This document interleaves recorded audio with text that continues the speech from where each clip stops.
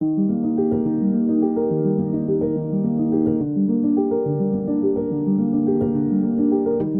I feel about where I live impacts how you live, and vice versa.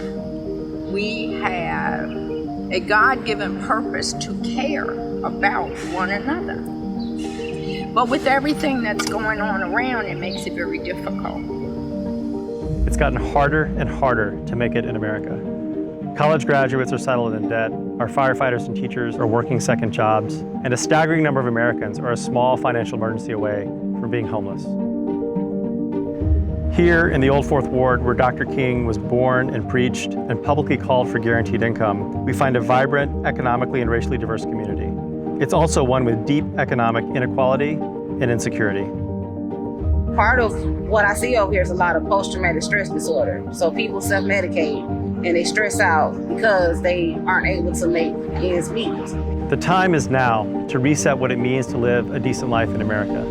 And I can think of no better neighborhood than the Old Fourth Ward, with its historical DNA and remarkable mix of people to tackle this challenge head on. Dr. King Jr.'s ministry, some would argue that actually what got him killed was when he really started to organize poor people.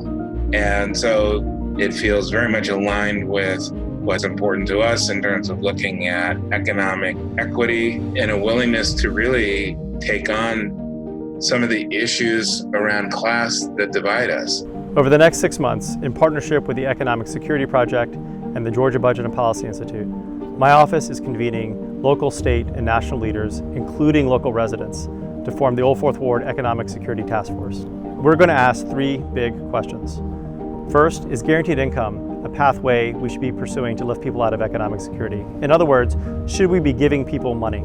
Second, should the state have an earned income tax credit to help people live a more dignified life?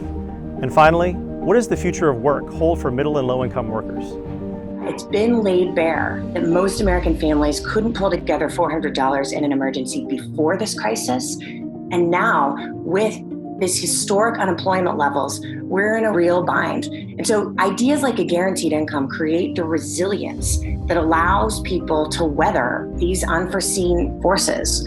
There will be more, whether it's automation and technology or simply a company going out of business.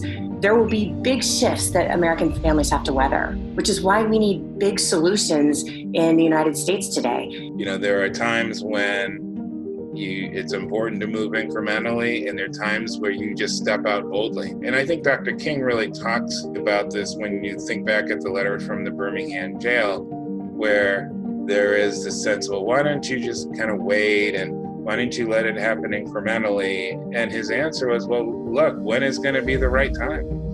Maybe now is the time, and now is the time for action. Now's the time to step out more boldly. A lot of these people over here have hearts of gold, and everybody from the elders to the younger people, they will give you whatever they have to help you. They will help you out.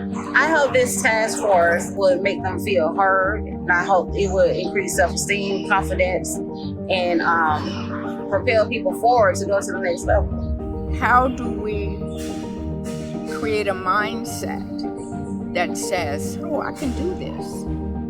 As we have these big conversations over the next 6 months, we'll keep you posted. But we ask that you keep an open mind, just like we are, as we seek bold, systemic changes to an economic system that's not working for way too many of us.